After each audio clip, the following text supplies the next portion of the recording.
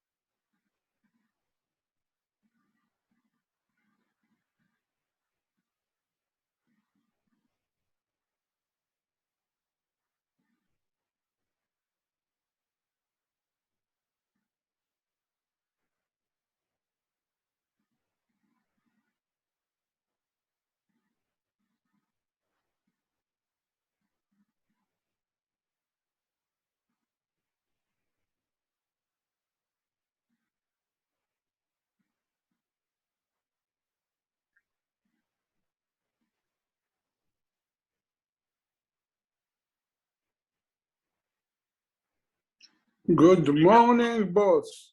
How are you doing? I'm doing okay, more or less. Okay. And I sent you an email a few days ago with this picture. You did? That's on my background. I did like a collage. Yeah. Right. Yeah. Okay. I did see that. Yes. Yeah. Yeah. Good morning. Yeah, I downloaded I'm working on it. I'm putting paint on it. So. Mm-hmm. Yeah. Yeah, that's what you said in the email, was that you were kind of in a place where you were ready to put paint on it at this point. Yeah. So that's good. Okay. And Armando's here. Bob's here. I would say that Naomi is here, but she's not talking to us. I don't know. I said, what about Veronica and Miss Bernice? Well, Veronica just showed up. Okay. I haven't seen Bernice yet. Morning. How you doing, Veronica? Good morning. How are you? Good. You know, I had a question. Wednesday is always a good day. Are you going to set out a new schedule? This one runs out next week, I think. It does, doesn't it? Yeah. You run out? You're way ahead of me, so there you go. Well, yes, I am going to send out a schedule, but I'm probably going to take a couple of weeks off here in the very near future. Okay. Right. All right. Yeah. It's probably a good time to do a vacation, right? Mm-hmm. We have not done one of those this year. We did one last year. So it'd probably be a good idea to keep up with that and take a little time off for me. So, there you go. And that's important. Mm-hmm. You know, Charles, Yes. we're going to be miserable. We won't have nothing to do. Armando? Yeah. I really hate to shatter your bubble, but the fact that from now until I don't have any more time, I've got more to do than I could possibly, hope to even get to. The list is pretty long. See? Armando, don't you have an active social life with those ladies in your complex? They can't entertain you for the time that Charles is gone. In addition, I think that's a good time to work on our art. Veronica, Yes. you are a woman, Yes. and you know the women always have a drama. No, not all women have drama. The women that have drama are highly dysfunctional, Armando. Or the women you choose to associate with. Yes, There you yes, go. John, thank you. I didn't choose them; they chose me. Yeah. But you accept it. Right. Well, yeah, they are nice. Yeah. Yeah. Well, and I again, I hate to crack on your Armando, but women are not the only people who create drama in their life. Here, here. There are other kind of people.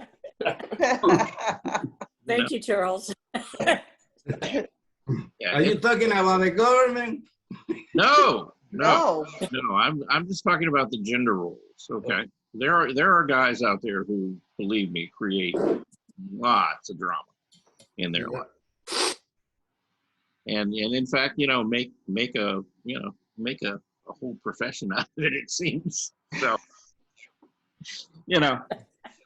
but it's a Armando, quit while you're ahead. yeah, it's a human thing. Yeah. Yeah.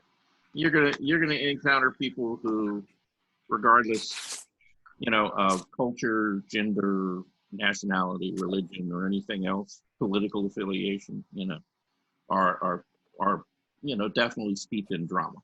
So, it's not that hard to find. So, but speaking of dramatic things, okay, we have a lot of dramatic things to show you today and share with you. I'm going to give people just a minute to get here. But Isn't Bernice going to give us something today? yeah, Bernice, were you going to give us something today?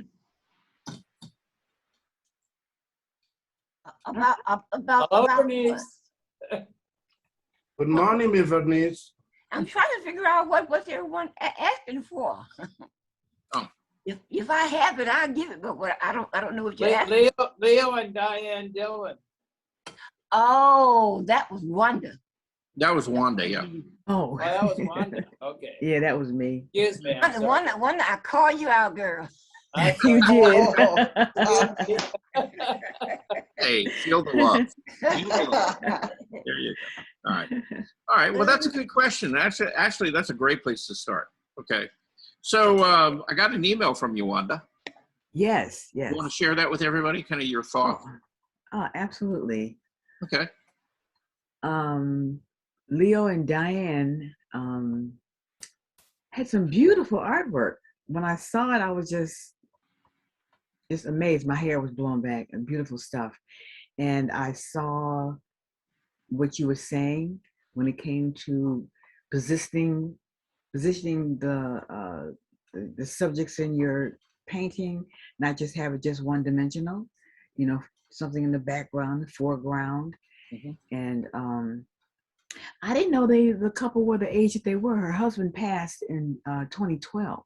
Mm-hmm. Yeah. And I kept reading the article to see if she continued with the illustrations and different things, but I didn't mention that. Yeah. I don't really think she did. I think, okay. Yeah, I think after Leo kind of passed on, mm-hmm. She kind of continued to work for a while. But it's not the same. Yeah. Yeah. Because as a couple, they were so collaborative with each other. They were, yes. Yeah. I mean, and their artwork was so similar too, because a lot of times I had to figure out who did this because some things had both their names on it. Well, everything had both their names on it because they both worked on the same pieces. Yeah, but they were just wonderful. I enjoyed looking at their work and reading about them and all the books and illustrations they did over the years. Yeah, it's very, enormous. Very nice. Yeah, it was. Yeah, enormous amount of work. And as a couple, as I said, they you know, they basically worked out a process, you know, where they would start. You know, they were both very equal in their collaboration. You know, sometimes, you know, Diane would come up with a concept or an idea for a book. Sometimes Leo would. You know, same thing with the drawings, you know, and the overall design. They would work on it together. Yes. And it was a great balance because they kind of would keep each other in check, you know, Yeah. about, you know, things like composition, color, and design. And over the years, I mean, they just, you know, did some absolutely incredible work, you know. Yes. Yes. In the beginning of the relationship, she was saying that they competed with each other. Yeah. And that was a nice thing to read about. And you could see the love there. It was just, I'm just so glad that you introduced me to these two people. Yeah. Very Well, nice. the thing is, you know, and I've kind of experienced this in my life because I tend to be attracted to women who are also artists, you know. I've tried a couple of relationships with people who were not artists, and it doesn't work for somebody who's highly creative because they just don't get it, you know. It's like, you know, why have you got to spend all that time up there in the studio working or going plein air painting or things like that? You know, why can't you just kind of hang out with me over the weekend? And so it, it takes like another, get a life, right? Yeah, it kind of takes like another creative person to understand, you know, sort of the drive, you know. And I so, agree. And so, you know, and enjoy being with you while they're doing their thing also. Right. Yeah. Yeah. But, you know, I mean, if you look around in the art world, there are a lot of really good, you know, creative couples. And you know, they hook up with other people who are creative because there's there's an understanding there, you know, to give each other sort of the freedom and space to, you know, do what they do, you know, and not, you know, and not feel kind of like, you know, well, you're ignoring me or you're kind of, you know, pushing me to the back burner. Because they know that there's this drive and passion there in those people that, you know, it's not a, you know, well, I would rather spend my time painting this weekend. No, it's, you know, I need my time, you know, you know, I need my time. And they can give you that push you may need when you become, what do you call it, writer's block? Sometimes you get painter's block. Oh, you know, yeah. that happens sometimes, you know? Yeah. Yeah. And, you know, I mean, you know, being a creative person, I don't want to kind of cry in my beer about it, you know, but it can, you know, it's not always this joyous, easy, you know, journey, you know, because you do go through periods where sometimes you do just kind of hit a wall and you gotta, you know, you gotta kind of get through that. And in the process of getting through it, it takes somebody who sort of understands that creative side of you to kind of deal with that, you know, because sometimes it's not pretty. So, you know. And it's good. And with both of them, because their collaboration was so, to me, perfect, you could, it's not like getting with someone who likes to do abstract all the time and then someone who does something different. You know, that's where a headbutting would come in at. But theirs was just so smooth and transitional. It was just, I just loved it. Well, I'm sure that it appeared that way on the exterior. Okay. The actual reality, you know, and actually I had the good fortune when I was going through the Academy of Art that they actually came there and they did a lecture about in a slideshow about their work. You know, at the Academy of Art. It was about a 2-hour presentation. And so they lived in New York, you know, generally worked around the New York area. But, you know, they were in San Francisco and they, you know, they agreed to come to the Academy of Art and do this presentation. And it was wonderful. I bet it was. Yeah, because it was nice to meet them, you know, just as people. You know, both very, very giving, very kind people, you know, just in general. But really, really super talented and willing to kind of talk about, you know, their art and what they do and how they kind of approached it. And so for a young student, you know, hoping to go out in the world and be successful as an illustrator is very inspiring. You know, it's Yeah, inspiring I to a can lot see of, that. you know, and you know, that's probably a good time too. I'm going to show a little bit of their work Hey, Good. Yeah. because we talked about them. So, you know, Yes. we'll look a little, you know, look a little more in depthly at what they do, right? right. Okay, so let me open this up. See, I was ready for you. Yeah, you were. Yeah, I wasn't gonna let that slide by. Okay. So, you know, this is one of their book covers, and I can't tell you how many books they wrote. But Oh my God. you know, they specialized in doing children's books. That's what they did. Mhm. You know, that was their market, and they were all, you know, just exquisitely illustrated books. You know, well written, well thought out. The concept, you know, everything was just really wonderful. And they worked. Yeah. I'm trying to think of the publisher. They worked. I want to say it was Random House, maybe. But you know, whoever they were working with, really good publisher, always did top quality work. You know, I think they won like 4 or 5 Caldecott awards, and for, you know, for book publishing, a Caldecott award is kind of like winning the Emmy. You know, kind of the same thing. You know, just did amazing work. And you know, one of the reasons that I wanted to introduce Wanda, but really all of you, you know, to their work, is I really, really want everybody just to look at the way that they approached, you know, color and composition. And John, you know, this applies to you. You know, we're talking about doing composite illustration or composite imaging, right? And I was thinking about the same thing as I saw this. Yes. yeah, and this is a And perfect. you have to look very hard, but take a minute anyway. But you can see her hands coming down. Yeah. But it doesn't obscure the person that is coming down through. Yeah, but like right here, you know, at where his head overlaps, you know, her face, and vice versa. See, there's levels of opacity and transparency in there. One kind of fades into another, right? Yeah.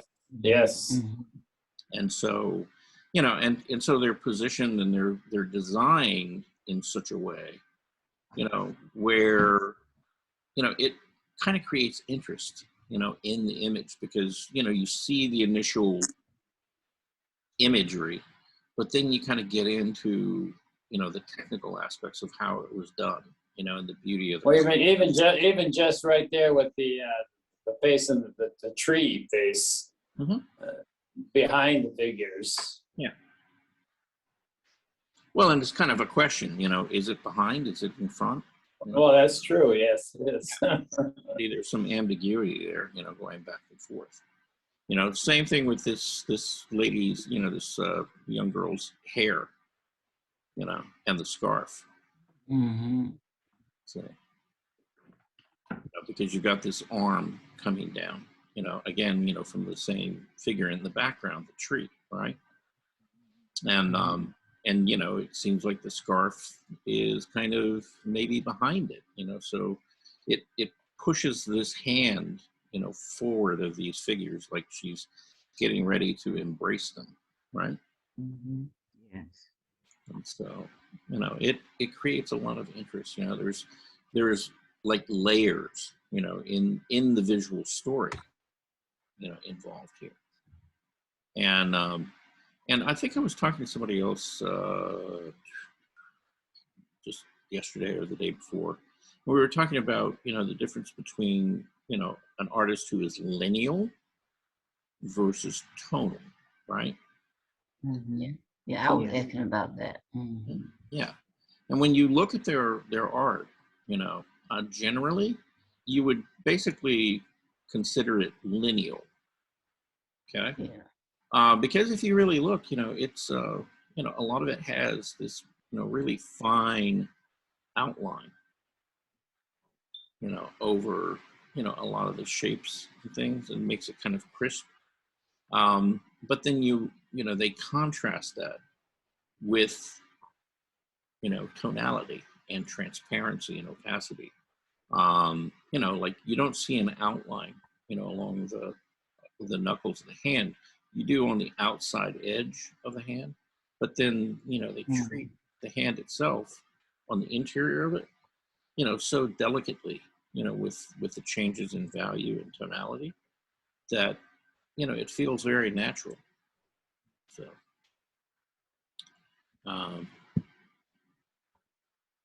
and I've got probably 20 or 30 illustrations here to show you. Now this one I did find had Leo's name on it. Mm-hmm. But it was but I'm not sure Yeah, did because you have just his? yeah, well the when I looked up the picture, it had his name on there. And I said, oh, okay. But then when you look at all the overall pictures they were showing, it had both their names. So it was sort of I didn't know actually who did what. So that you could see, oh, this is how his work looks, this is how her work looks. Yeah. I didn't find that. It was just like you said, that's just a combination of both of them. Yeah. Yeah, I don't think I've ever seen any of the work that didn't have both names on it. But then again, I haven't seen everything they've that they produced either. So Okay. that would be a feat in itself. Is that a signature right along the bottom by the frame? Well, yeah, there's it says L and D. I mean L and D. Yeah, I couldn't make out what it said. Yeah. But where is it? Right at the bottom. Yeah, right here. Oh, okay. Does anybody see that face in the bottom right? Yes. Yes. That's part of the snake. Yeah, right. Yeah. Yeah, and that's again, that's sort of the beauty of their work is that when you start really looking at it, you start seeing other things in it, other than just the main image. At first, you see this woman, and you kind of get the sense that there's a serpent or a snake in there, but then you get all these other things. So, yeah. But when I first saw this, I thought it was a beautiful picture until I saw the snake's mouth open with the fangs, and I was like, oh. That was a little startling to see me that. too from the beautiful. That scared me. Yeah, but at the same time, that doesn't stop it from being a beautiful piece of art. No. Absolutely. No. Yeah, no, it could be, certainly disturbing and frightening, the idea of it, but the actual execution of the artwork is incredible. I wish I had a higher resolution image of this to share with you guys, because just the workmanship is just absolutely beautiful. It is. There are other pieces here that are larger. Wow, now that I like. Yes. That I like. Yeah. The one with the serpent reminds me of, what it triggers is, boy, I'd like to know more of that story. I'm wondering, is that Cleopatra? She was bitten by the asp. Yeah. Yeah, it could be. Yeah.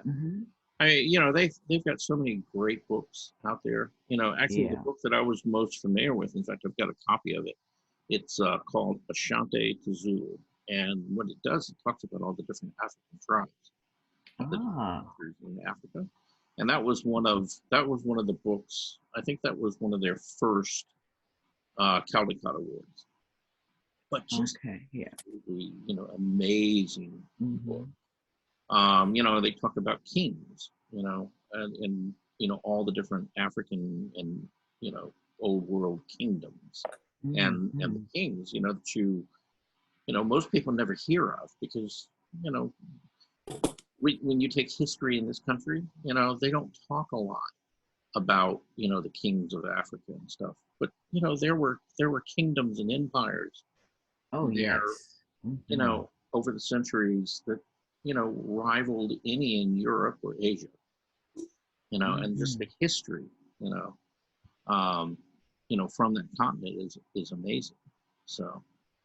Yeah, but I can see all that fabric on it that you would love. Oh, yes. You should see some of the other ones. I'm like, oh my goodness. Oh, yeah. And you know, speaking of books, there was a book I read to my grandson when he was 6. He's 33 now. And it was called Why the Mosquito Whispers in Your Ear. And it was a wonderful little story. And they did the illustration for one of the books. I have to find that. Why the mosquitoes whispered in your ear. It's a good story. I'll find it. I have all kinds of nieces that need to hear. Okay.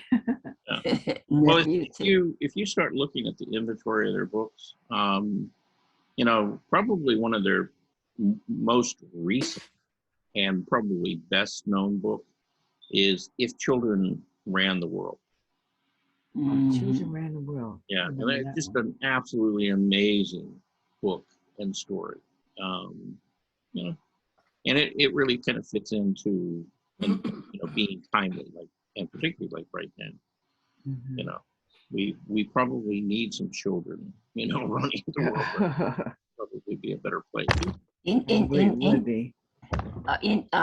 this picture, what strikes me is that the world is underneath the water. Yeah. Yeah, And it's water. Yeah, and it's easy to kind of, you know, miss, you know, little bits of this illustration. And notice how they use color, you know, and so the water being all kind of greenish and green, blue and stuff, and the figures down in here, it kind of holds together, you know, as a fairly simplified graphic area to separate it away from, say, the sky and the boat and things like that, right? And yet, there's all this stuff going on in it. You know, there's a whole nother part of the story. Yeah. And that's you know, again, you know, you can't really talk, you know, enough about, you know, how well designed and just, you know, how beautifully executed, you know, a lot of these pieces were done. Okay. Now, some of you will be rather happy to hear that basically most of this work was done with either watercolor or designer's gouache and colored pencils. Oh, wow. That's pretty cool. Yeah. But that's the media that they use, you know, more often than not, you know. You know, I don't think they may have gotten into, you know, using acrylic paint towards the end, but for the most part, it was you know, watercolor and then gouache with colored pencil. And what was the other? You said something wash. What was that? Gouache. Yeah. Okay. Yeah. Do you know what that is? No, that's what I'm asking. You said what? Okay. Gouache is like a type of opaque watercolor. Okay. Where watercolor is transparent, you know, gouache is opaque. Spell that word. Gouache, gouache. Okay. Okay. Right. Yeah. Nice. But you know, just take a moment, you know, and look at kind of the meticulous design of everything in there. You know, you kind of read them as trees, but in fact, you know, they kind of remind you, you know, what they really are is kind of like coral. It's the structure of like a coral.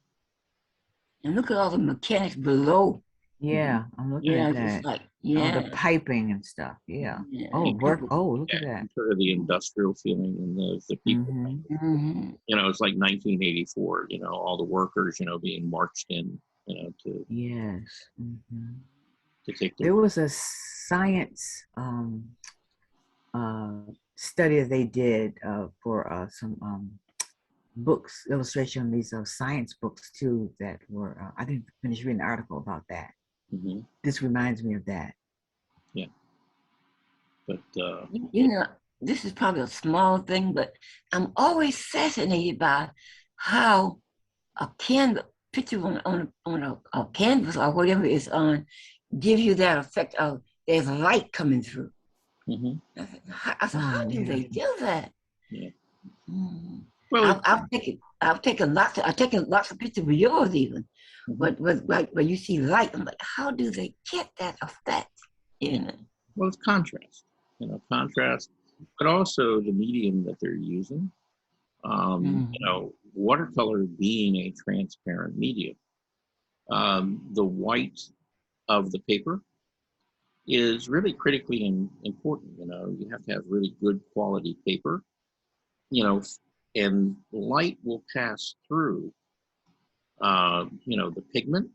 You know, hit the surface and then be refracted out, and so you get this kind of glowing quality. You know, to the work, and you can do it with watercolor. Watercolor can look very luminescent. You can also do it with oil paint. You know, through building up glazes and you know having a thick medium to suspend your pigment in, so that you know again it's open enough that light can penetrate it, hit the base, and then you know reflect or refract back out. You know, and it gives you a totally different quality than something that's opaque.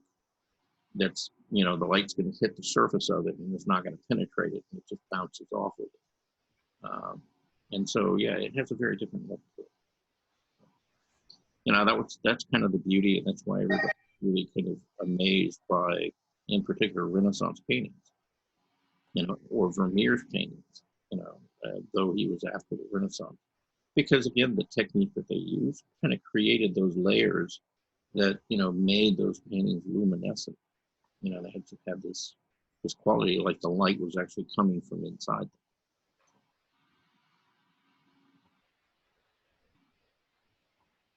It's okay. Keep working on it. You'll get it. Oh, that's nice. Look at that. And again, you know, when you first look at these, you know, I mean, you see the main figure, and you know, and then it takes you a little while. You start looking, you know, at all the other elements, you know, involved in the image, and you know, there's just a lot of layers to the story. You know, all the keys, you know, on the clothing, you know, the symbols on the Oh, sword, yeah. the figure in the Mhm. back, you know, very ominous looking. You know, again, Oh, look at that. Oh my God, that's beautiful. just, you know, beautifully designed stuff. Yes. Mm. So, and I got to move a little faster. Oh, yeah. You just look at this stuff all And we, day. we, Oh can, we yeah. can look at it at our own pace. Yeah. I mean, honestly, this, you know, we could just do a whole class on just, you know, them. Wow, a look lot at of that fun. wall. It Looks looks like like red marble, like bubbles. marble. It's beautiful. Yeah. Yeah, and it was probably a piece that they did a collage, and they actually used like marbleized paper, and Oh, then wow. and they took it and probably airbrushed, you know, airbrushed over it after they stuck Mhm. it down, you know, to get that rounded feel to it, you know, by adding just a little bit of tone in there Mhm. and making it feel more dimensional. Yeah, this is actually, you know, a piece that I really love. Oh, yes. You know. Mm. Wow. It's striking. Yeah, you know, you have a skull. It's a bird skull. Yeah, I just saw human that. skull at the same time. You know. Mhm. And look how the leaves come out like a car. Yeah, That's, like an automobile. yeah. Oh my goodness, so much stuff in there. Yeah, different. You know, like animals. Yeah. Monkeys, lizards. You know. Faces. Yeah. Mm-hmm. So much to see. Oh my God. Wow. Beautiful. I don't see the car, but I think I see everything Right else. here. Top of the head. Oh, right there. That's Yeah. right. Yes. Mhm. Yeah, the wheel, the headlight. You know. Yeah. Mhm. The bird and the skull. Mm-hmm. The reptilian eye. Yeah, kind of, you know, again, you know, kind of like it's a snake, it's a bird, you know, because Mhm. the feathers, you know, in the face right there.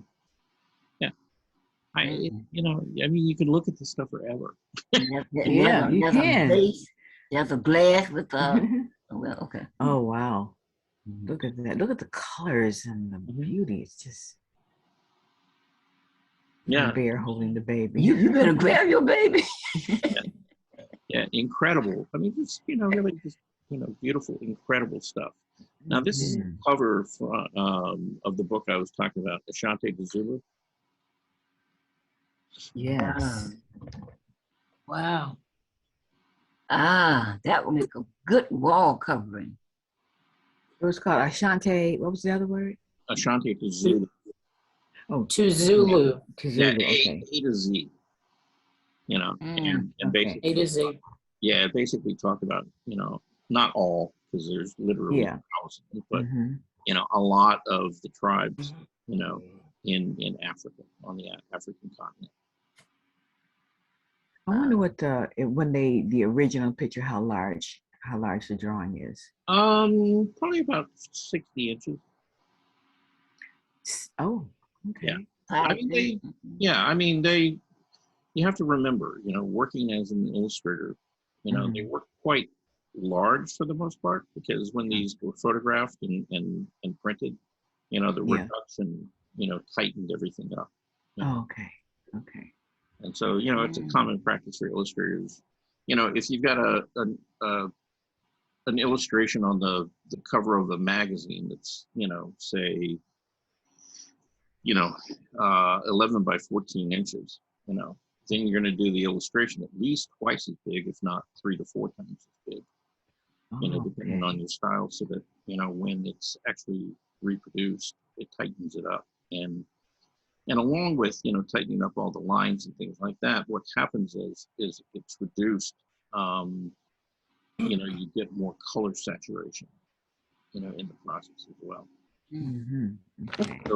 So you can have some, you know, fairly subtle color transitions and things, and you know, as it reduces, it's going to, you know, intensify. Okay. Let me ask you a question while you were looking at this photo. I mean, looking at this picture. Well, okay. I'm looking at the the other one that you just saw, like the horse. Why is the horse so large and it's in the background like that? I'm trying to get the understanding of positioning front and, you know, where is the horse? Over here, guy, it went off, it's over off there. the left-hand side of the page, and it's got the rider up under the umbrella. Yeah. Mm-hmm. Yeah, so you have the rider, you've got, you know, their servant or whoever carrying the umbrella to keep them in the shade. So, I'm not sure, you know, I'm not sure you know, exactly why they scaled it the way they did, but yeah. But, you know, I mean, same thing, you know, it's like, why is this figure so small? Right. Yeah. You know, in comparison to these, but. And then again, sometimes I got to keep telling myself these are illustrations also for particular books. So they're probably just showing you what the imagination was with the book itself. Well, and again, you know, it comes down to design, you know, and what you want to emphasize.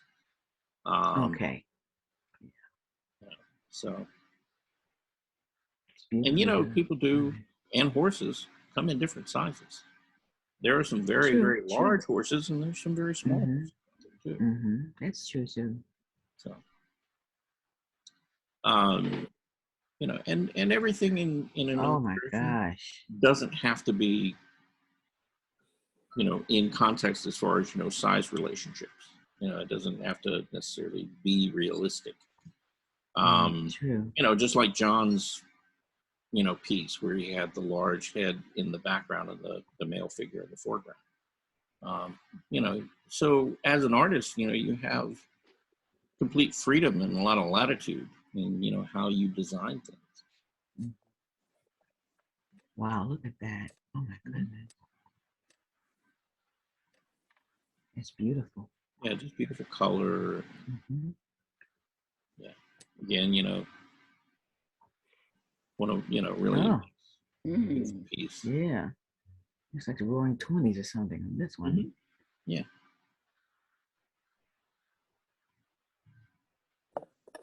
The colors are So, just so their books, you know, really covered, you know, a lot of different subjects, and even within their range of illustration, you know, the range of techniques and things. Like, for example, Bob would probably appreciate this.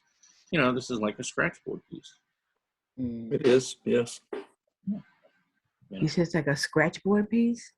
Yeah. Yeah. If you look at the technique, you know, you started with a dark, you know, solid dark background, and then, you know, they cut away, you know, to reveal the white, you know, and build up the light areas within that dark. Okay. Wow. It will be.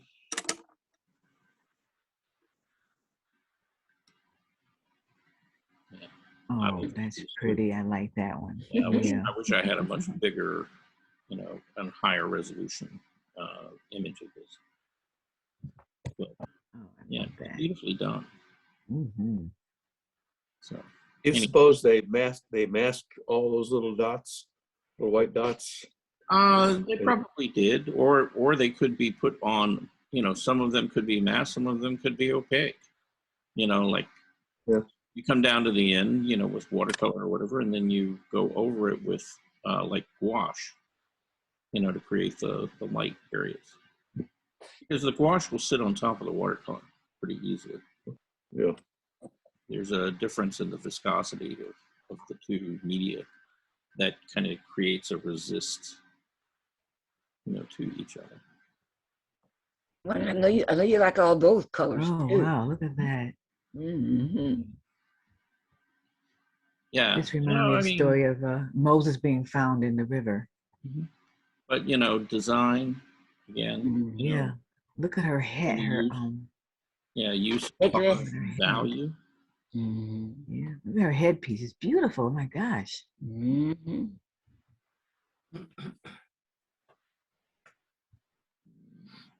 I don't know about you all, but this is right up my alley. I love this. I know you do. I do too, actually. But remind me of things that you have done, that you have gotten close to doing anyway. Well, I hope I get like this. Yeah. Oof. Well, so much of what they do, you know, applies to anybody who's here. You know, you can learn a lot, you know, by looking at their work as far as use of value, color, design. You know, it doesn't matter what subject, you know, you or genre you choose to work in, or style for that matter of fact. This one I like. Oh, Now, that one looked like that was the children who run the world. yeah, but he changed it. He moved it. Oh, Oh, you mean the one with the white dove? Yeah. I'm sitting here looking at the purple genie right now. Is this upside down, or he's supposed to be like that because he's flying all around? Yeah, he's flying all around. Yeah. Okay. Yeah, this is I think love it. The story of Aladdin. Oh my God! Look at the different. These are all so amazing. They're incredible. Charles, how you call this kind of painting?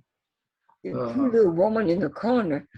Well, that's that's actually Aladdin. How you classify this kind of painting? Oh, Aladdin. Okay. How do you classify it? Yeah. Well, I mean, it's an illustration. You Oh, know, illustration. Colorful. Okay. yeah, it's an illustration. I mean, all of these were done as illustrations for books. So this is coming Great. right from that painter mind, for that artist mind. Mhm. He didn't have.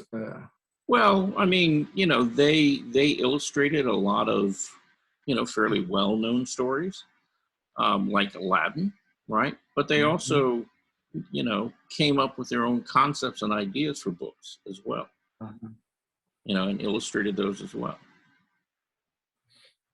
Very nice. I love that. Yeah, this is a Oh beautiful. my gosh. And again, you know, look at the subtlety of, you know, the bird's head, you know, which is also her head. Yes, I see. Mhm. Yeah, just, you know, really beautifully designed. How to do feathers. Mhm. Yeah. Yeah, Mhm. yeah, and do them and simplify them. You know? Yes. Now, yeah, and if you look at them, notice that even though, you know, it would be very easy to create a lot of repetitive shapes here, they play with the angle, the scale, you know, the direction, so that it remains interesting, you know, interesting to look at, Mhm. and doesn't become monotonous. Beautiful. Nice hands, see?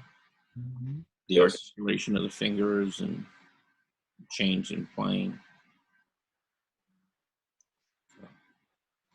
Now this is one that, yeah, a lot of you will like. Yeah, it's my favorite. I love it. Mhm. You know, just beautiful Look at color Mhm. and just the richness of the contrast between the warm and cool colors. You know, I mean, just take a moment and really look, you know, at the whole illustration. And the only place that, you know, those cooler temperature colors exist is on the main figure. Everything else is warmer, right? Yeah. And so you know, they've used the change in temperature contrast, you know, to really isolate and focus, you know, on the key figure right here. It's beautiful. Mm. Is that scratchboard also? Yeah, I probably so. Mm. You know, it's either that it's not a wood block print, though it looks like kind of a wood block. It's that sort of technique. Now, more than likely, you know, this is one of the techniques actually that we learned at the Academy of Art, where you would take a, you know, you would do an outline drawing, and then you would take white gouache and you would paint in all of the areas that were going to remain white or light, you know, and fill all those areas in. And then after that, you would take India ink and wash over the whole board. Mm. Let that set up and dry. Then take it to the sink and, you know, just gently wet it and wash away, you know, all of the gouache, and you come up with something that looks like a wood block. And I'm kind of suspecting that this is probably, you know, that's probably what they did here. It's quite a process, isn't it? Oh yeah, yeah, yeah. But the effect, there's almost like no other way of getting that, Mm-hmm. and it has a very kind of unique graphic look to it. It's really, really beautiful. And the nice thing is, you know, even the areas that don't come out well, you know, you can always take India ink and a brush and go back in and clean them up, and then you can, you know, because it's India ink, it's not going to dissolve or whatever, so you can go over it with layers of watercolor and things like that and add, you know, color and tint to it. Again, you know, to help kind of create color blocks and differences in value and contrast. And you don't have to worry about the ink moving because it's permanent. So there's lots of techniques out there. Yeah. But anyway, that's Leo and Diane Dillon. Yes, thank you.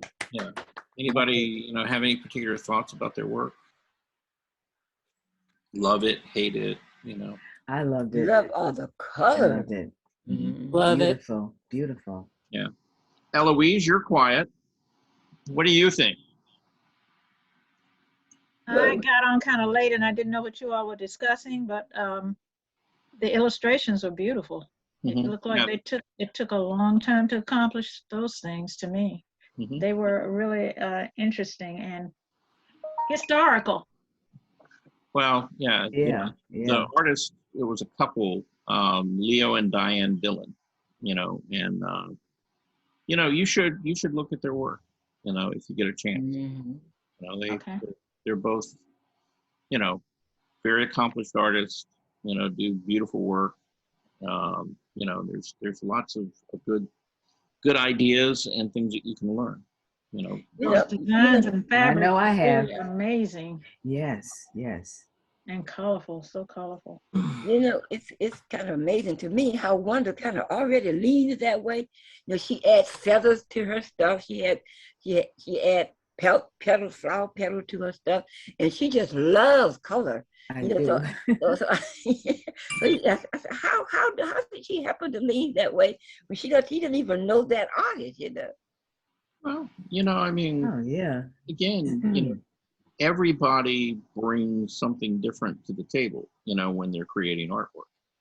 And, what you bring is your own personality, your own experience, and,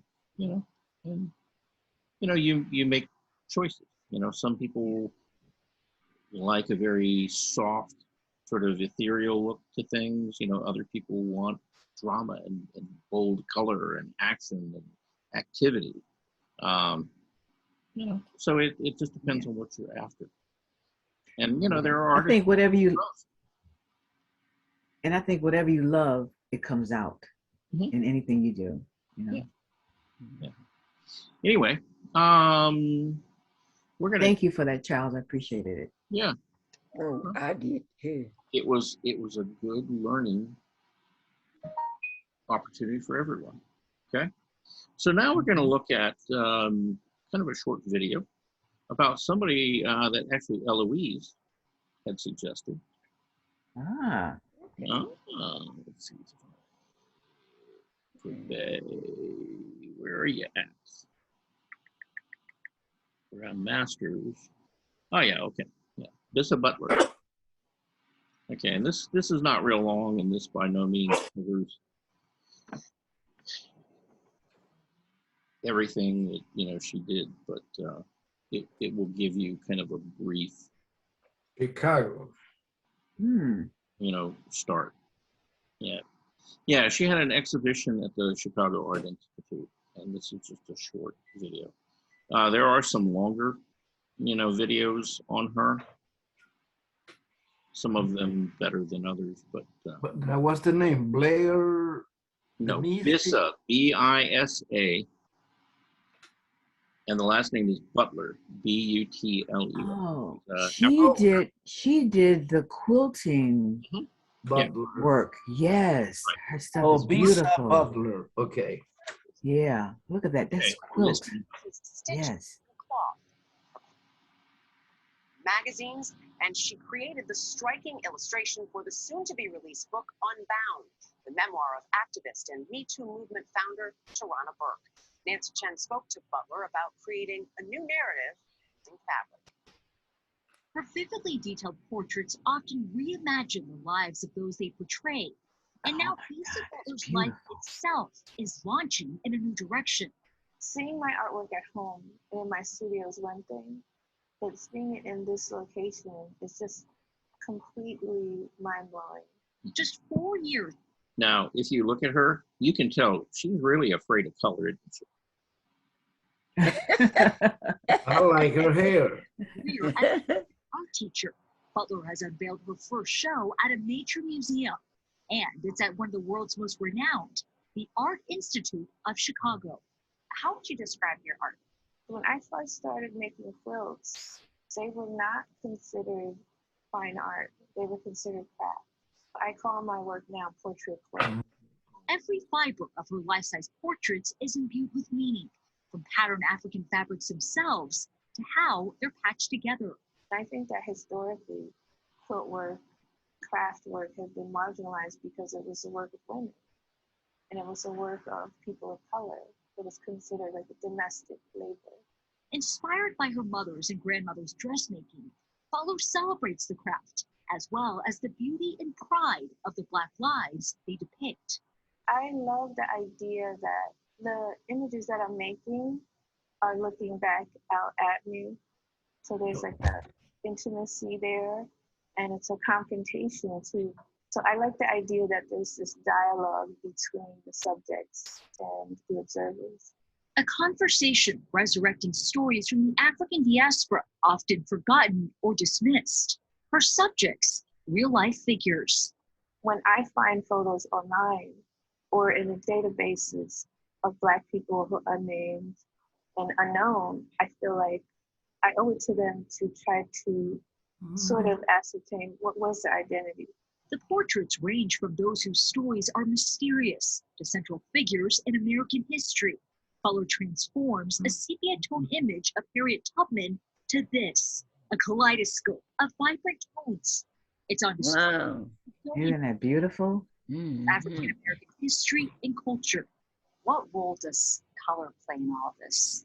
Your work is so vibrant and so bright. Color is everything to me. I was born in the 70s, so talk about color. Technicolor. Turn up the dial on all of the colors. And then you've got the 70s palette. I use the color as a way to communicate. If I think that somebody seems to be more cool, more somber, I might use shades of blues and purples. If somebody appears to be like a leader or they appear to be more forceful, I'm going to use more intense colors. Butler brings her work to life at her home in New Jersey. This is where the magic happens. And we're in the dining room in your house. This is your studio. This is my studio. I mean, they say the kitchen is the heart of the home. Basically, the kitchen is the only part of the home that my family has. Look at all that fabric. Oh my Figures gosh. about 6 weeks to craft. One of Butler's most recent works, created over 7 months, is now featured at the Newark Museum of Art. So you're about to see the biggest piece that I've ever made. The piece that took the longest, and this is my baby. This is stunning. The Warmth of Other Suns depicts Black families migrating to the North in search of a better life. But Butler also takes liberties in taking care of her subjects. If you look at the original, he doesn't have shoes. But you gave him shoes. People wanted to travel in their very best. So if he didn't have shoes, it's because they couldn't afford them. And that's something that I like to give back. The portraits capture the stories of who people are and of who they want to be.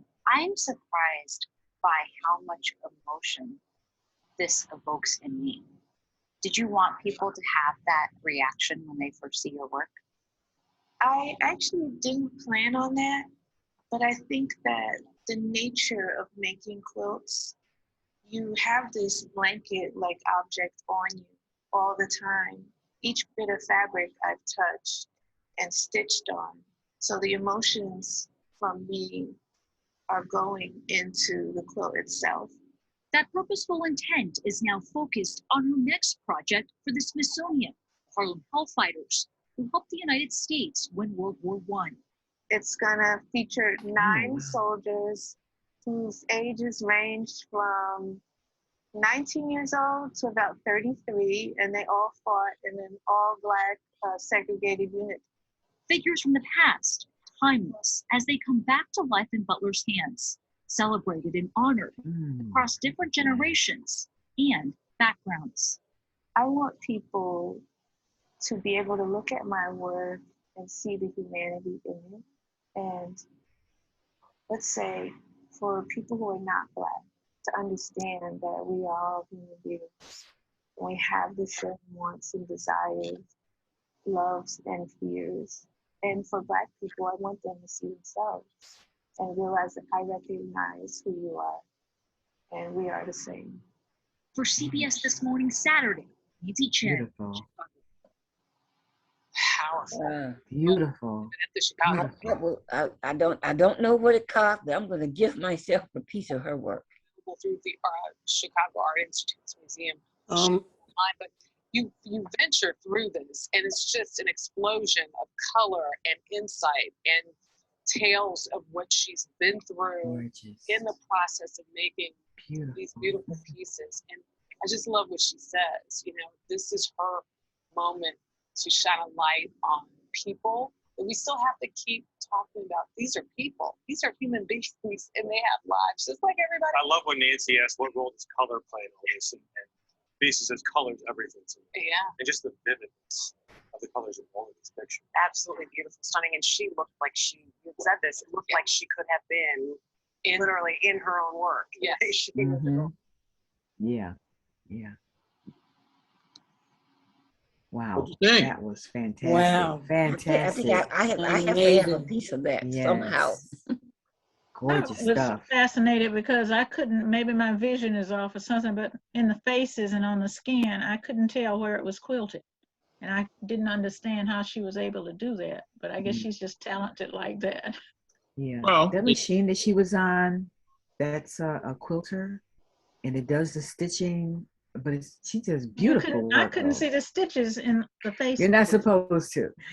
Oh, okay. I didn't. And it worked. Now, I have a question for all of you who know better than me. What is a fiber artist? I was looking here on Google. It says she's a fiber artist. Right. Well, fiber is the works with fabric. Yeah, fabric is a fiber. Yeah. Or cloth. None of that is paint. None of it is drawn. You know, on fabric. It's all just the fabric. And what she does for every area that the color or value changes, cut out a piece of fabric and then stitch, you know, layer on layer, you know, to build up, you know, the changes in color and value. But I'm like Elvis. I thought some of the faces were painted and then the fabric added to them. No, it's not. Okay. And how I like it even better. How she made the paint? How she made the paint to stick at the fabric? That's not paint. It's not paint. Not paint. It is the piece of cloth. Yeah.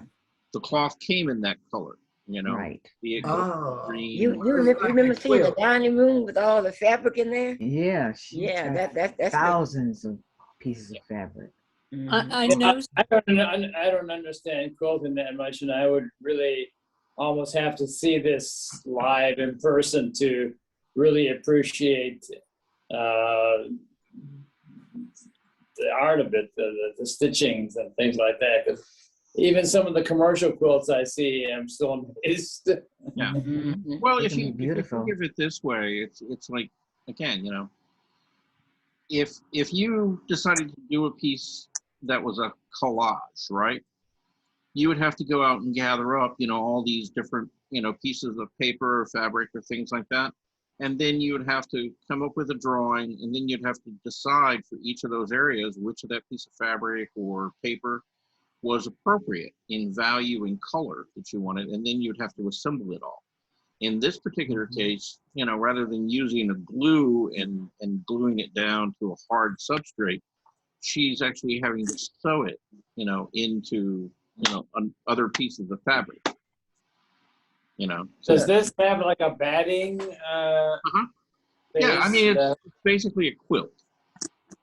You know, so yeah, there's padding and stuff in it. It's got some thickness to it. Where she wants to have it thicker than the other areas and stuff. Right. Yeah. But it's, you know, I can see why it takes her so long to do that. What'd you say, 6 months to do? Well, for for as large, at least 6 months. Yeah. But think about the little shoe. And to make a little shoe like that, you got to be very meticulous. I could see me taking 6 months just on the shoe. Yeah. I mean, it's incredible that she does them as fast as she does. And with the scale that she's working at, Mm. I mean, I'd be working on something like that for the rest of my life, you know? I know someone who has done some huge wall pieces. Mm-hmm. Oh, okay. Huge wall pieces. Is that locally, Jenny? Someone Yeah. that's local? Okay, okay. Yeah. We have to find her. Of Are you? quilts, of quilts you're talking about. Quilts. Mhm. Yeah, like that. I mean, pictures with fabric like that. Yeah, we got to Not of find people. She didn't do people. The ones I saw were not of people, right. but they were of objects. So, yeah, and it's amazing to me. Now, I've never seen quilts like this woman has done. Yeah, no, I think this is one of a amazing. kind. It's definitely one of a kind. I've done quilting, but I know I could never touch what she's doing there. It's beautiful work. Yeah, Beautiful. don't ever say never. I can't I right don't think I now. have enough time. Maybe if I started when I was 40, but it'd be finished with one by now. Yeah, but again, you know, you can take it. Here's the value of all of this: is that you can take all these things you're seeing, you know, like examples of, you know, design and composition and things from the Dylans. You know, you could take the color and things and the kind of collage frame of mind, you know, that you know, Bissa Butler uses, and, you know, combine them and, you know, create your own thing, you know. You know, it just gives you avenues, you know, and opportunities to look at different ways of doing something other than just, you know, well, I'm just going to get out some paint and mix it up and slap it down there. You know? I mean, it gives you options, and you know, you can do some painting and some drawing and some, you know, like different techniques and combine them. And again, it's like the more you expose yourself, you know, to the world of art and what people do and the different techniques and how they approach things, you know, the more you can borrow, you know, ideas and concepts and make them your own. That's how you absolutely create your own unique artwork, you know. Yeah, because when I first saw her work, I said, "Oh, that would look nice in yarn." To try and do something like that. Yeah, good. You know, I mean, Have at it. Yeah, you like to work with yarn and stuff like that. You know, it's colorful media. It's something that, you know, you can manipulate and use in many different ways. Yeah, absolutely. So, yeah. Anyhow, that was very nice. Thank you, Eloise, for bringing that up to be shown. Yeah, yeah. Yes, Someone told me about it. I'm just passing it on. All right. Anyway, I want to do something now. It's a little bit different. You know, I want to go back. I had shown you a French artist, and I made a boo-boo. There was a French artist by the name of Corot, who was a landscape painter. But the one that I was looking for and wanted to find was the artist, the French artist who came before the Impressionists and who really greatly influenced the Impressionists. And so I want to do two things, okay? The first thing I want to do is I want to show you examples of classical, some people would refer to it as Romanticist art from the French Academy, and kind of show you what a lot of these artists were rebelling against. You know, the whole idea behind the Impressionists is that they wanted to find a new way of expressing themselves and painting, all right?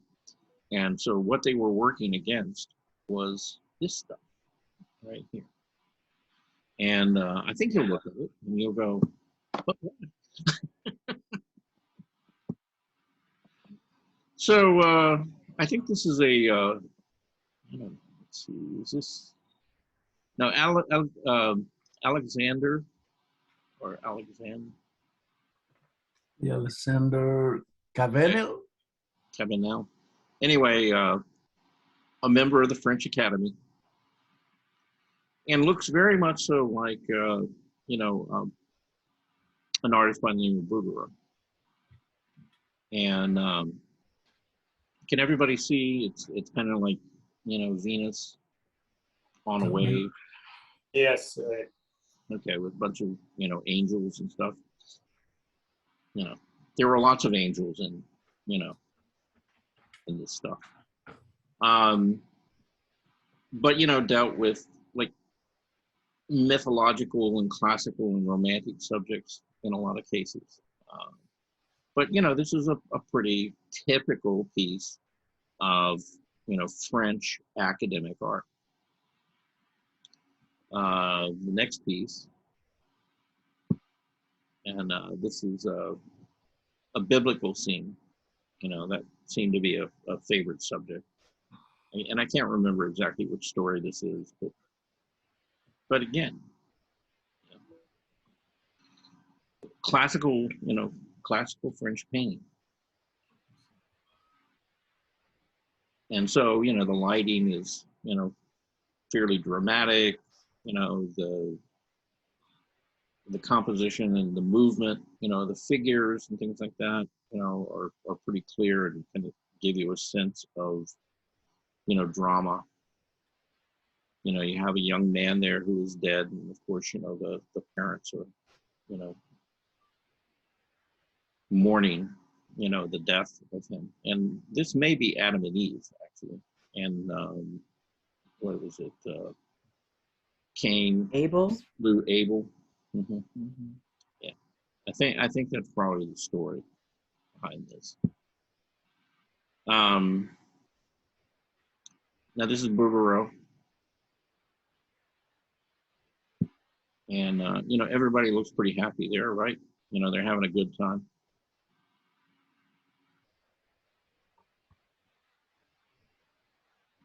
And a lot of contemporary realist painters really look at Bouguereau's work, very carefully, with this technique. Just, he was an amazing painter. There's no doubt about it.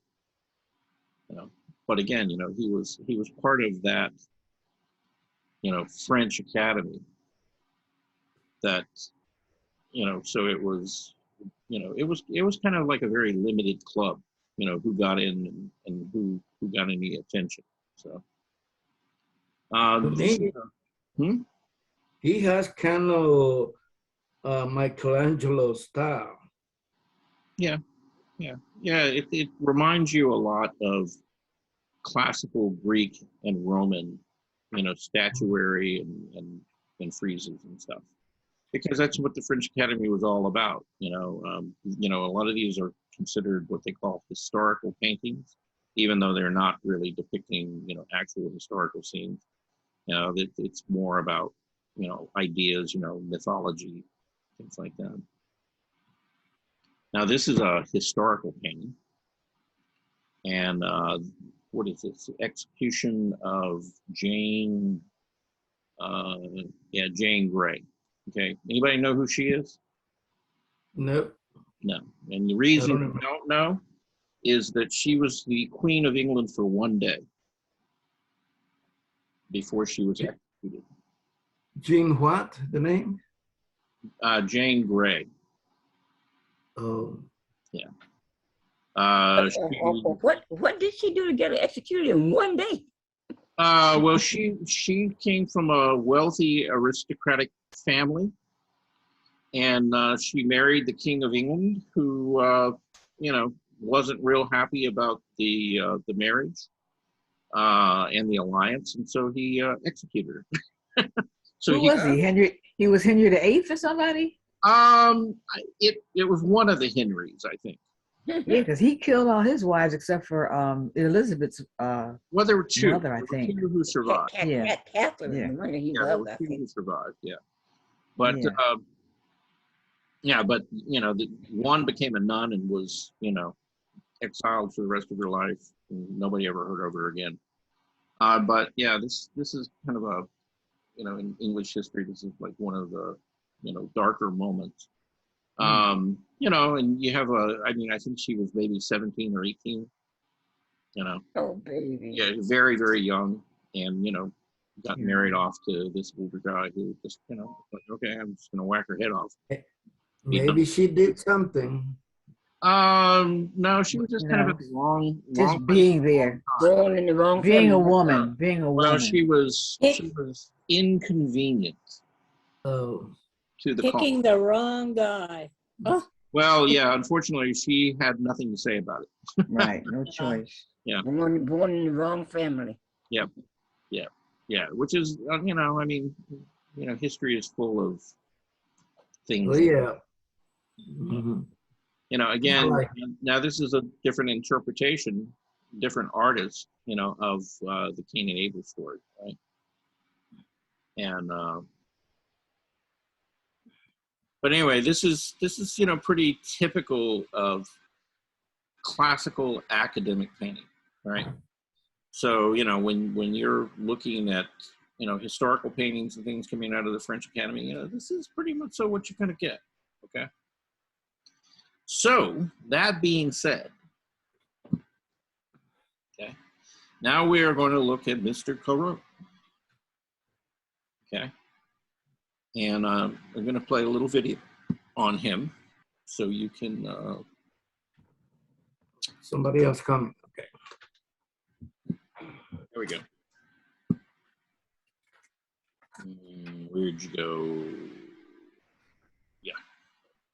Corbett.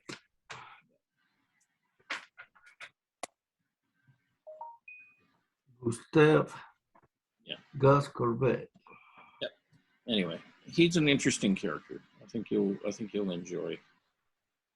He kind of begins sort of the stereotype of what most people expect about an artist. Painting in the 19th century was what we today might term revolutionary. Sometimes in an artistic sense, and other times in a much more literal barricade building sort of way. Huh. Many of the century's artists were not only witness to major political upheavals, but were often directly involved in them. This created generations of artists who saw the world differently to how their forebears had seen it. They began to think of their art as a way of making social and political statements. Today, art with political motivation is a common occurrence. From Picasso to Ai Weiwei, artists have taken to employing their trade to spread their political ideologies. The genesis of this particular politically motivated art can be found as stated in the turbulent politics of 19th century France, but in particular in the work of today's subject, Gustave Courbet. Courbet, you see, fancied himself as something of a rebel, sometimes figuratively and others literally. He began many of the trends we saw with Manet and Cézanne, such as breaking away from the salon system or questioning the traditions of academic art. This makes Courbet not only one of the first modern artists in terms of his art, but also something of a first in the particularly antagonistic political role his works played. Courbet was, as with most of these French artists, the son of a wealthy family, which allowed for him to pursue his interests in art. He was a boastful man who claimed to be self-taught, which he wasn't, and a great self-publicist, which he was. He was well known for his independent character and the disdain for authority, which would often show itself in his work. Much like his personality, Courbet's paintings could also be described as rough. This comes from his heavy handling of paint. Rather than pursuing dainty details or harmonious applications, Courbet would lash heavy paint onto his canvases using a palette knife and work in large textured brushstrokes. It wasn't just this heavy application that set Courbet apart, though. It was his choice of subject matter that would earn him his place as one of the first modern painters. Like Manet, who would follow him, Courbet chose to depict realistic scenes of daily life and to portray them without the ceremony that his times expected. This approach would come to be termed realism, the depiction of the world without embellishment. The practice in painting at the time of adding such embellishments to art was collectively referred to as Romanticism, and it forms the dominant style of the time. Romantic art was all about emotion. It put emphasis on feelings, individualism, and imagination. Whatever the subject, romantic art would try to make the viewer experience some kind of beauty. This could be the sublime beauty of nature or narrative scenes from history and myth that evoked emotional responses. This pursuit of emotive and expressive scenes, however, had some side effects. For example, Romanticism had a tendency to create a rose-tinted view of the world. This led to artworks which glorified history and evoked a sort of nostalgic feeling for the good old days that really weren't all that good. This tendency to embellish and brush over all the bad aspects of its subjects ended up creating a kind of art that was very expressive, but not very truthful. As Charles Baudelaire wrote in 1846, Romanticism is precisely situated neither in choice of subject nor in exact truth, but in a way of feeling. Romantic art did not have to worry about the truth of its subjects or how it depicted them. Its main concern would always be with making the viewer experience an emotional reaction through the device of beauty. Courbet was not a big fan of this style. He didn't want to glorify his subjects. He wanted to paint what was real and to do it without this embellishment. This would lead to the death of the Romantic style and the beginning of what Courbet and the critics of the time would term realism. This transition from Romantic to realist art began in 1850, when Courbet submitted 3 works to the annual Salon. One of the 3, A Burial at Hernandez, had a huge impact and would catapult Courbet to fame overnight. A Burial at Hernandez is a massive painting depicting a funeral in Courbet's hometown. Its enormous scale was usually reserved for historical paintings of important events. This, in contrast, is a painting of normal, everyday, mostly living people. Usually, paintings of the working classes under Romanticism were shown in a somewhat idealized fashion. The lives of provincials and peasants were depicted as happy and full of the simple pleasures of life. Unsurprisingly, these works were very popular with the rich, art-buying, landed gentry of the day, who preferred the fantasy of a content lower class, as opposed to the realities of squalid conditions and short lifespans.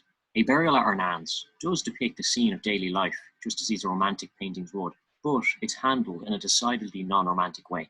There is no idealized drama or heightened emotion, as one might expect, of Romanticism. Instead, we get stoic faces and glum postures, set against a fading evening light. Courbet isn't out to tug on our heartstrings here, and the result is quite far from a traditional romantic depiction of a funeral. If this were a regular romanticized depiction, it would probably be a funeral for a great or tragic figure, instead of just some guy. There would be bawling women throwing themselves on the coffin and eulogies being sung by choirs of angels. Even the painting's title, A Burial at Hernandez, would probably be different were it a traditional romantic painting. If it were, the title would be The Burial at Hernandez, and show us the definitive Hernandez funeral, probably of some heroic figure from history or legend. Instead, Courbet gives us this, a pretty realistic looking account of a funeral for an average person. Just another funeral at Hernandez. A funeral, not the funeral. This lack of importance is deliberate. It conveys that the lives of everyday people were equally as important to Courbet as any history painting, and were therefore worth this massive scale. Courbet, in his realism, treats the average person with the same importance that paintings usually reserve for the elite of society. This theme of equality is expressed throughout the painting. The arrangements of figures, which are quite flat and head-on, reminds us of a medieval painting with its symbolic depictions. Though, unlike those paintings, it doesn't privilege one class over another. Members of the clergy and the average people of the town are depicted as equals, with little distinguishing them. The group of figures also forms a horizontal group that is locked quite tightly to the land. Above we see the sky, which is reserved singularly for the crucifix which juts out from the crowd. And below we can see the bones of the dead man being settled into the earth. This composition reminds us that all of these figures, regardless of class or vocation, are as mortal as the man they buried. This depressing reminder of mortality furthers Courbet's main themes of realism. Many critics disliked the painting due to its relative crudeness and unusual subject matter. Others saw it for what it was and declared it to be the funeral for Romanticism itself. Courbet's ideas about what painting should depict brought his work to the attention of the anarchist philosopher Pierre-Joseph Proudhon, whose work in turn would help Courbet to further develop his radical ideas. Proudhon and Courbet shared many ideas regarding society and politics. Both were in favor of greater democratic reforms and modernization of state and social affairs. Courbet seemed to greatly admire Proudhon and took many of his views on how art and society should be reformed from his writings. Unfortunately for Courbet, this admiration seemed to be pretty one-sided, as Courbet admired Proudhon's work much more than Proudhon ever seemed to acknowledge Courbet. This exchange of influence between the philosopher and the artist is another trait of modern art that we see emerging in this period. which is a praxis-based approach to its subjects. Praxis is a fancy art term for exploring the subject through both theory and traditional artistic practice. This theory could be social, political, or philosophical in nature. Today, this approach is pretty much mandated by law in the arts. It's not really art unless it involves a complicated idea that almost no one will understand. We can see the genesis of this praxis-based approach in the way Courbet takes ideas from Proudhon and applies them in his artistic process.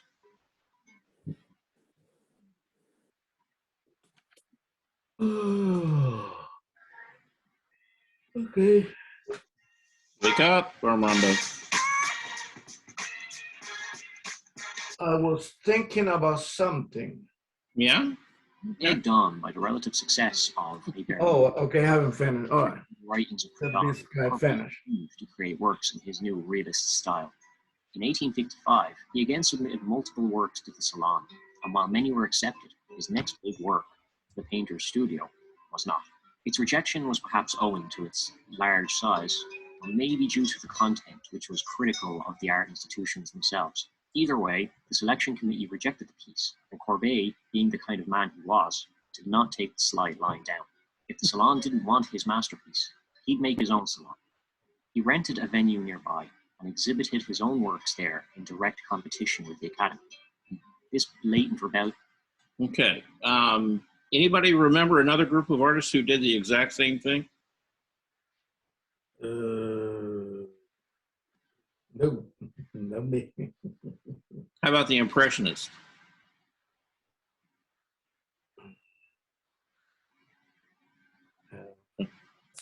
Is there life out there? Yeah, but remember, the Impressionists did the exact same thing, right? You know, Degas and, Monet, they couldn't get, they got rejected from the Salon. And so they basically, that's actually what created, the Impressionist movement, was that they all got together and said, well, okay, if they're not going to let us in, we will, rent a place and we'll put on our show at the same time. And they did.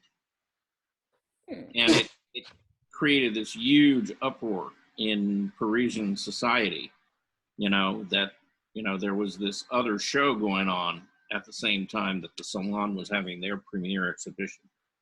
And so, there was a competition, going there. Anyway, let me go forward here. Come on. Basis of the later Salon de Refuse exhibitions, which would become a breeding ground for further deviation within the arts. The offending painting itself was a typically large and compositionally complicated Courbet piece.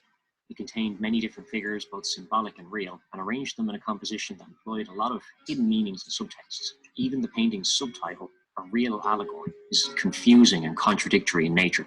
First off, Courbet himself, ever the ruthless self-promoter, is dead center, painting a landscape that looks a lot like his home of Hernandez.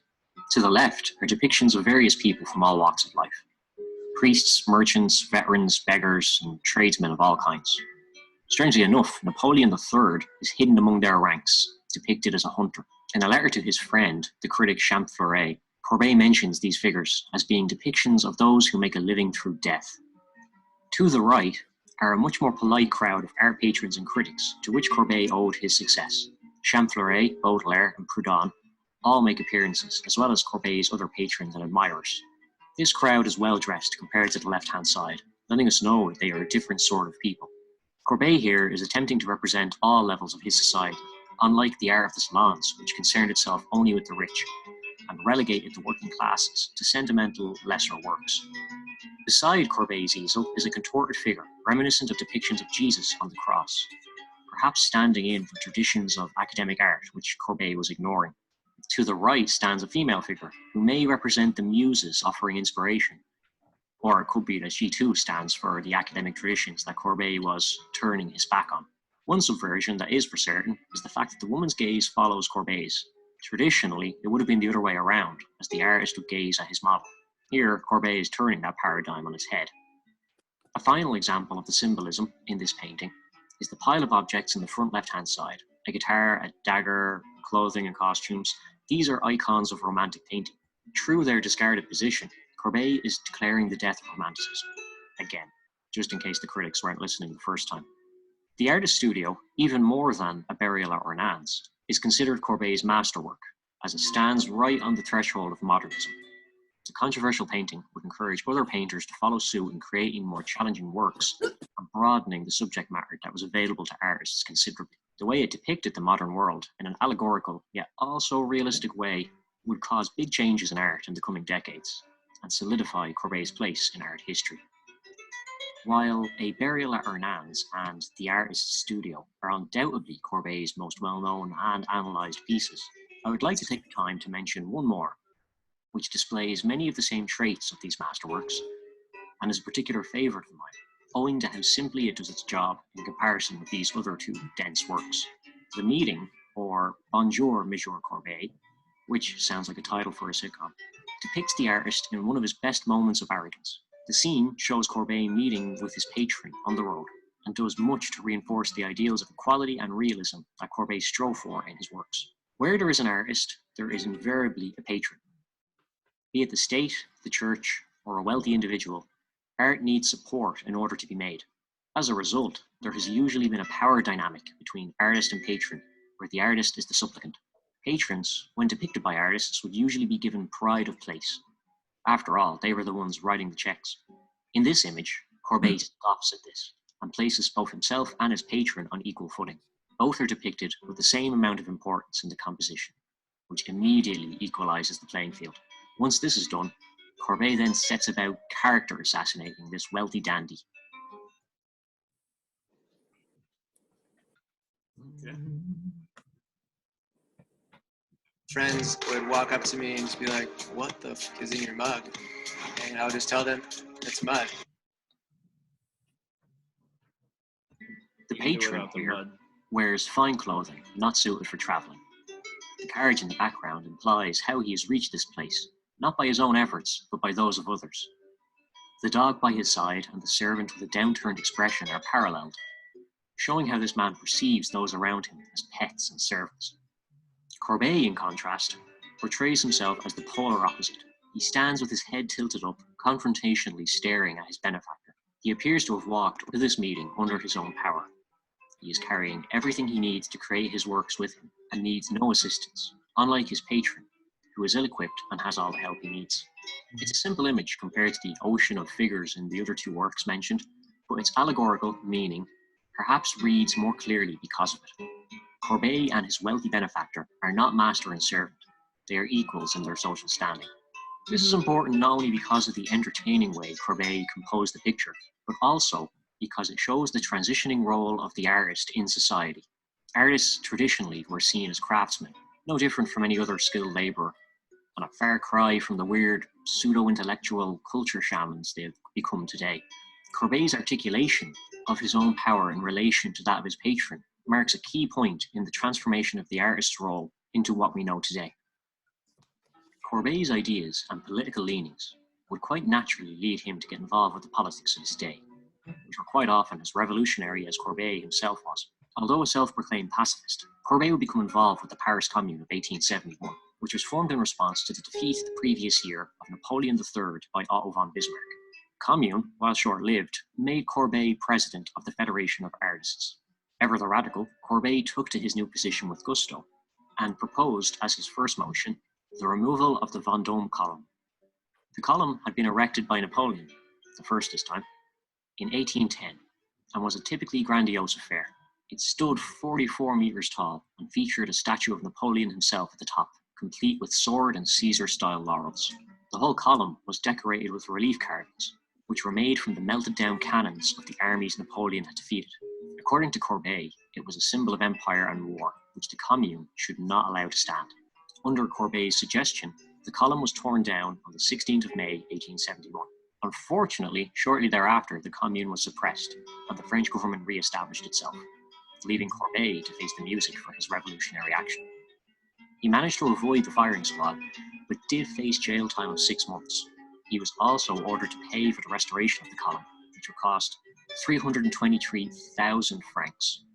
Facing bankruptcy, Courbet made the decision to get out while he still could and promptly fled the country. He fled to Switzerland, where he lived for the remaining 4 years of his life in failing health and increasing alcoholism. He did continue to paint and enjoyed a distinguished role in the Swiss art scene. It was here, at the end of his life, that the School of Realist Painting was formally established as young painters followed in Courbet's footsteps. Courbet, much like Cézanne and Manet, had a huge impact on our modern conception of art. His agitation of the authorities would have knock-on effects that created a good chunk of the attributes we see in modern art today, such as political leanings, the involvement of social and philosophical theory, and the need to break from tradition. This all adds up to make Courbet, much like Cézanne and Manet, a good candidate for the father of modern art. That phrase, the father of modern art, as pointed out back in our video on Cézanne, can apply to a lot of people. There are figures and ideas in art going way back, even before Courbet or any of these other French lads, that could just as easily serve as our hypothetical patriarch. Identifying any one particular person as being this starting point seems to me, however, to be somewhat redundant. In these videos, I've tried to explain the interrelation of many different factors and individuals who have contributed to our modern conception of art, as a way of pointing out the folly of believing any one individual person is responsible for it, and also as a way of explaining some of the reasons why modern art tends to be so complicated. We have seen through examination of these three artists and their times how many factors played a role in the development of modern art. Politics, modernization, scientific advancement, the emergence of consumerism, and the decline of religious and monarchic power structures all played a role in the development of the madness we now call modern art. My hope is not to excuse or justify this apparent madness, but to clarify. The things we often dismiss as nonsense in art are not there just to confuse us and make us feel stupid, even if it does feel that way sometimes. They are reactions to changes in society and the function of the arts. They often make a lot more sense once we realize what necessitated them. This realization that modern art can make more sense than we usually give it credit for, if we are only willing to look, is what I have hoped to achieve with this series of videos. And it is what I hope to continue to work towards on this channel in the future. Thank you very much for listening, and I hope to see you again.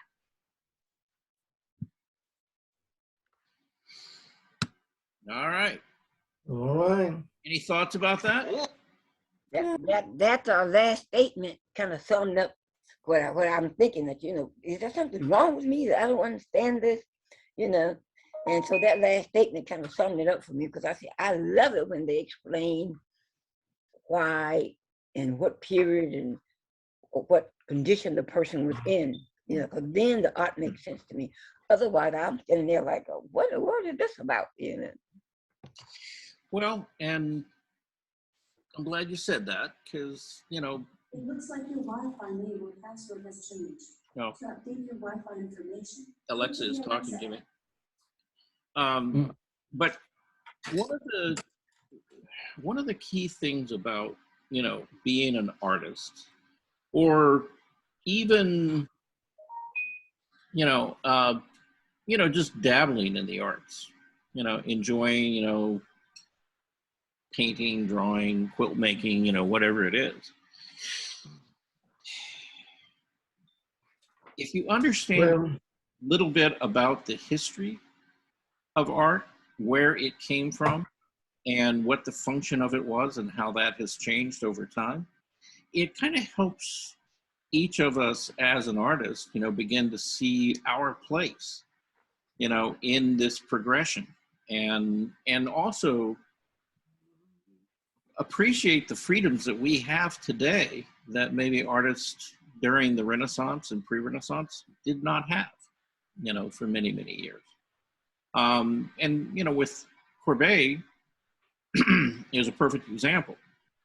He was radical, for his day, and to clearly see himself, as an equal, to a lot of his patrons, even though he came from a very well-to-do family.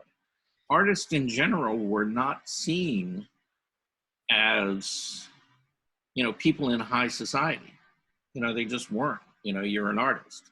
That kind of relegated you to, being a craftsman. You're somebody who is going to work for me and my family, and you're going to do what we tell you to do. And if you don't fall in line, then there are consequences.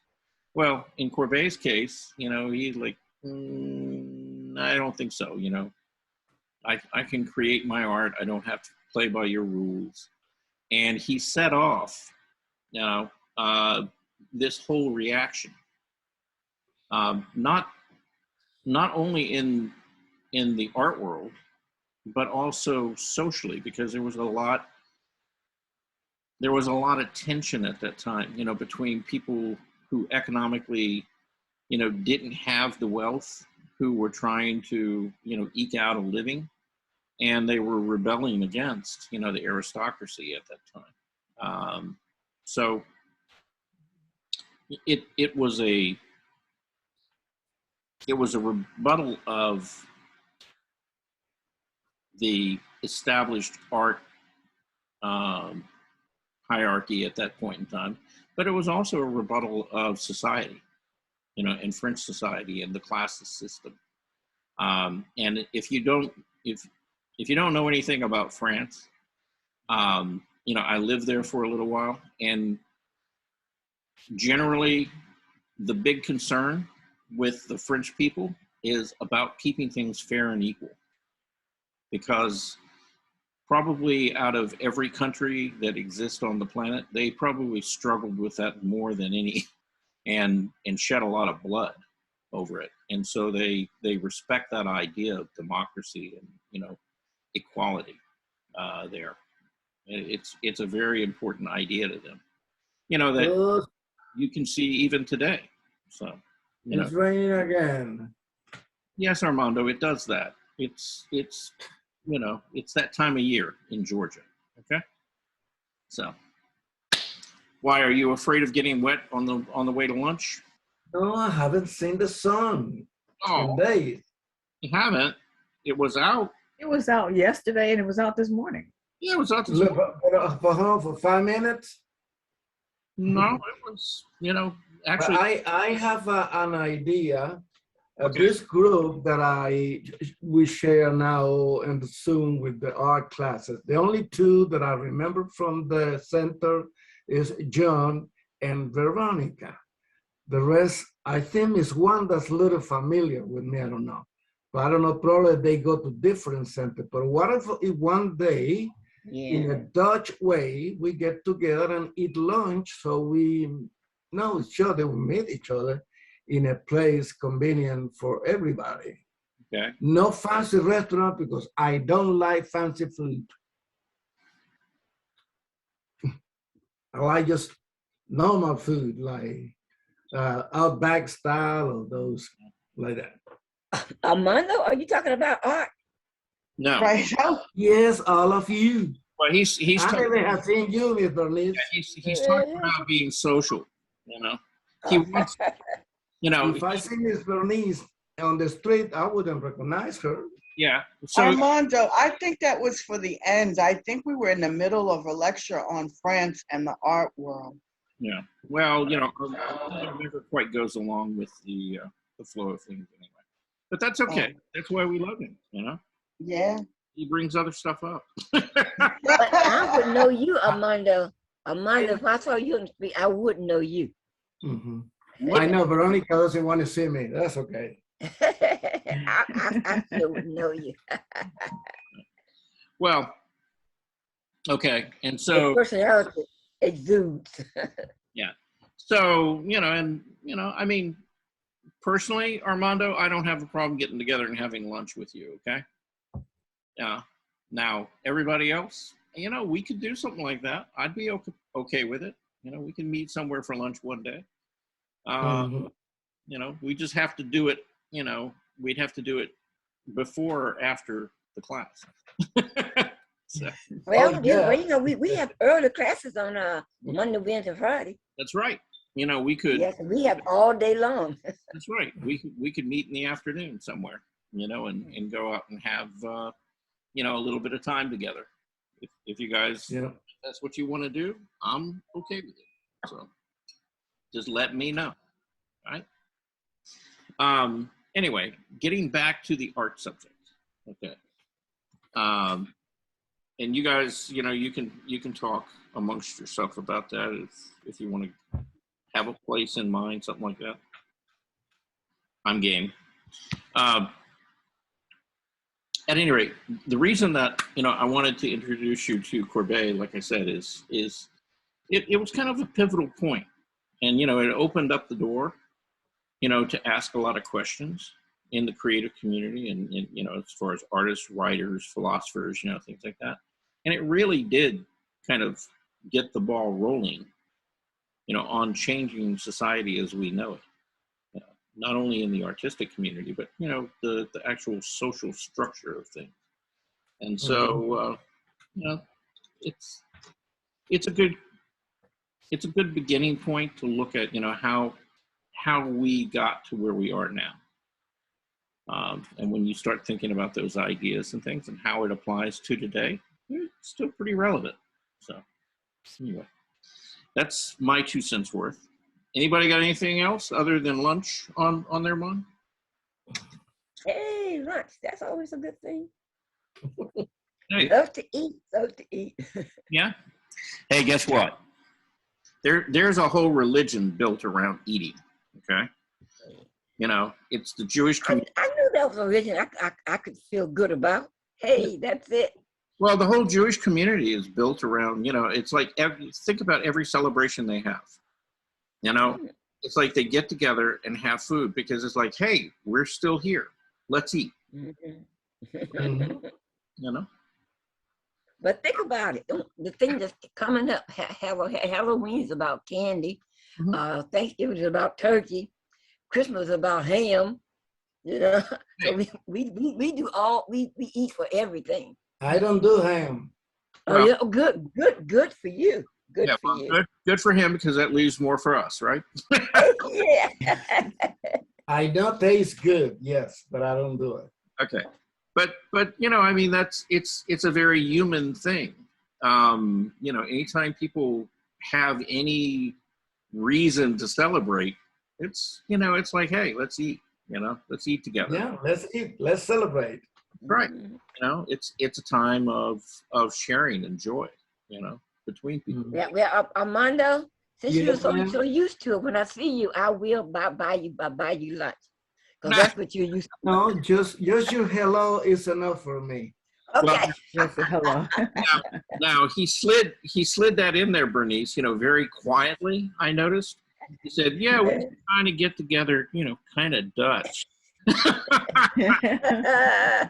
Well, if I was wealthy, I'd just invite all of you. That's right. Okay. Wow. You can bring me a grilled cheese sandwich. I'll be happy. Well, as I said, I'm perfectly okay if you guys want to get together one afternoon or something, you know, meet somewhere. I'm up for it. We can do it, you know. So, you know, we just have to do it safely, right? Yes, in a safe way. Yes. Yeah.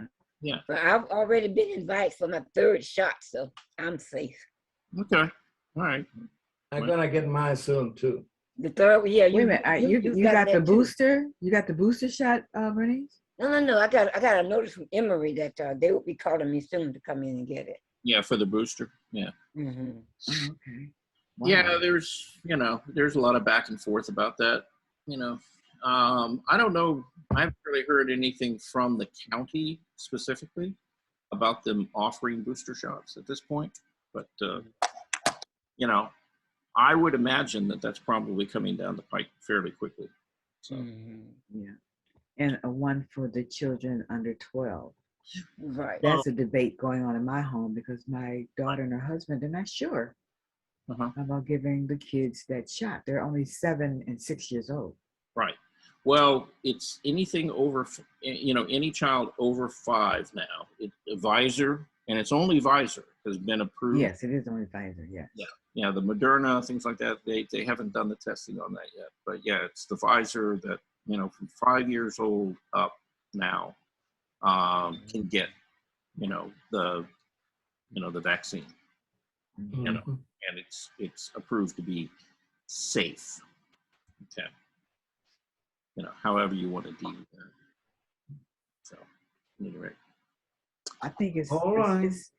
it's okay when it comes to me doing something or adults doing that, but when it comes to kids, it's sort of like a difficult decision, because Well, it you want to make the right decision for their health. Well, you want to make the right decision for you as well, but the issue is all about having good sound information out there. And the problem in a lot of cases, like when a lot of us went out and got the first dose of the vaccine, they kind of thought, okay, yeah, this is probably going to work. They didn't really know, right? And so, for people to go out and get that first vaccine, it was a bit of a risk, actually, but it's always a risk, even if you go out and get, a common, like, vaccine for the flu every year. It's like sometimes that goes really well. And then sometimes there's groups of people who have, adverse reactions to it. So, Everything is a risk. I took a risk when they play with my heart. Does anyone watch Stephen Colbert? He had you do, Jenny. Okay, he had a skit on about the common cold. How the common cold said we just kind of pushed him aside for coronavirus, but now that everybody taking their mask off, the common cold said it's coming back. I thought that was so funny. Yeah. Well, yeah, and that was one of the telling signs. Actually, if you look at the last year and a half with coronavirus. Yes, you had the coronavirus, but then the flu season was almost non-existent. And the reason it was non-existent is that people were social distancing and wearing masks, if they did go out in public and things like that. Washing hands. Yeah, and so it stopped the spread, and we didn't really have a flu season.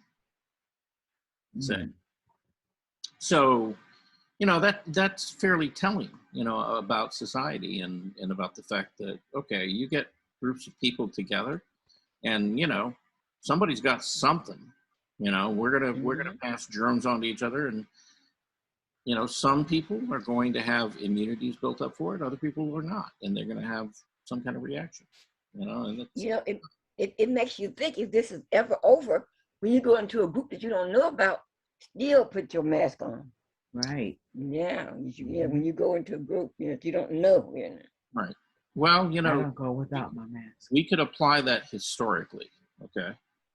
If you look back, there's plenty of instances in history, like, for example, when the Spanish first came to the Americas, right? You had De Soto, who was traipsing all over the southeast United States. And what happened? Well, now he was, about 200 years? Yeah, he was about 200 years before the Pilgrims landed on Plymouth Rock, right? And within that 200 years, just because that group of Native Americans, made contact with a European, those Europeans spread measles and different diseases. So that by the time that the Pilgrims landed, on Plymouth Rock, the population of the United States had been reduced by almost 70%. Wow. That's something. And that wasn't because of war, that wasn't because of guns. It's because the Native American population had no immunity to any of those European diseases, and it killed so many of them. Charles, one thing I got to say about you, in addition to being an artist, you are a great historian. Yeah, he has that information for sure. Yeah, I be saying as if I know. They don't teach that in the school anymore. No, he could go on Jeopardy. Well, I could recommend. There's a great book out. There's a lot of good books out there. But it's what is it? Guns. Yeah, Guns, Germs, and Steel. Okay, it came out about 8 to 10 years ago. It's, for any of you interested in world history, that's a great book. because it talks, primarily it's about the expansion of Western society, not only into the Americas, but also into Asia, Southeast Asian areas like that. And how, because of, the technology, as well as, the social pressure in Europe about how Europeans, Europe suffered a lot of plagues, and the people who survived built up a lot of immunities, but they also carry a lot of that, a lot of those germs and viruses and bacteria that we don't, that Europeans didn't even think about. And because they then went to different continents like Africa, like the Americas, both North and South, and even parts of Asia, a lot of those populations were literally wiped out because they got exposed to, things like the Black Death, which the Europeans had a couple hundred years before. I mean, you don't hear about it much, but if you think about, one of the reasons that the English were so successful at conquering, India, was because when the English went there, they basically took the plague with them. And it wiped out huge swatches of the Indian population who had never been exposed to it. And so, there was no resistance. When you can't field an army because most of the army has been, decimated by disease, what are you going to do? There's not many people to fight and resist. Same thing is true in the Americas. So, that's history. Anyhow. Oh, meanwhile, I got to go. Bye. Okay. Oh, my goodness. What time is it? Yeah. It's time. It's time to go to lunch. Yeah. All right. Anyway, thank you all for coming. And tomorrow we will see each other at about 2:00, right? Right. And so if you got things you've been working on, you got things you want to share, things you want to ask questions about, please send them in. Okay. Otherwise, I'll have to get creative and show you something else. Okay. Bye-bye. Okay. Bye, everybody. Bye-bye. Thank you all. Have a good. Thank you, Charles.